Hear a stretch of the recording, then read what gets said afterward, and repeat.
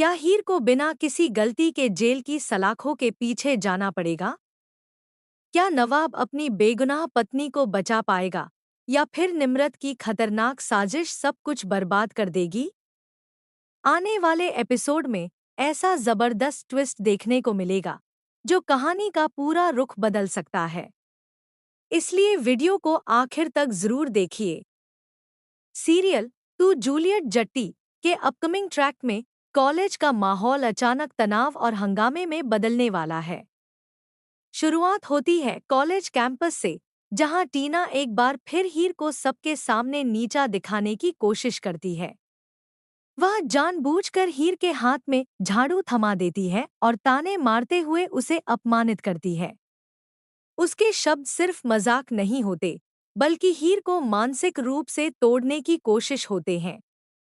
असल में टीना के मन में हीर के लिए जहर पहले ही भरा जा चुका है। इसी वजह से वह हर मौके पर हीर की बेइज्जती करने का मौका ढूंढती रहती है। यह सब देखकर नवाब चुप नहीं रहता।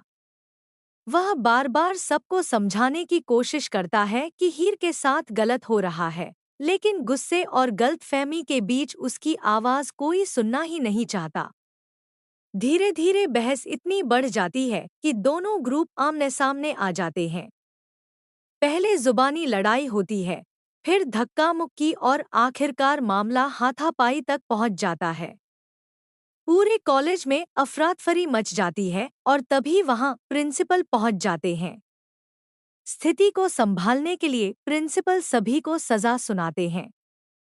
नवाब, टीना, अर्जुन और हीर को कॉलेज के स्टोर रूम की सफाई करने के लिए भेज दिया जाता है।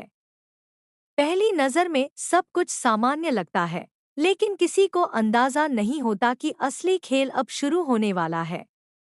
इसी दौरान निम्रत अपनी सबसे खतरनाक चाल चलती है। वह चुपके से स्टोर रूम में पहुंचती है और अचानक लाइट्स बंद कर देती है। अंधेरे और अफरातफरी का फायदा उठाकर वह टीना के सिर पर बोतल से हमला कर देती है। हमला करने के तुरंत बाद वह बिना किसी की नज़र में आए वहां से निकल जाती है। लेकिन जाने से पहले वह एक ऐसी चाल चलती है जो पूरी कहानी बदल देती है। वह वही बोतल हीर के पास रख देती है ताकि हर किसी को यही लगे कि गुस्से में हीर ने ही टीना पर हमला किया है। जैसे ही लाइट्स वापस आती हैं, स्टोर रूम का नज़ारा देखकर हर कोई हैरान रह जाता है। टीना घायल हालत में होती है और सारे सबूत हीर की तरफ इशारा करते दिखाई देते हैं। बिना पूरी सच्चाई जाने हर कोई हीर को ही दोषी मान लेता है। मामला इतना गंभीर हो जाता है कि पुलिस को बुला लिया जाता है।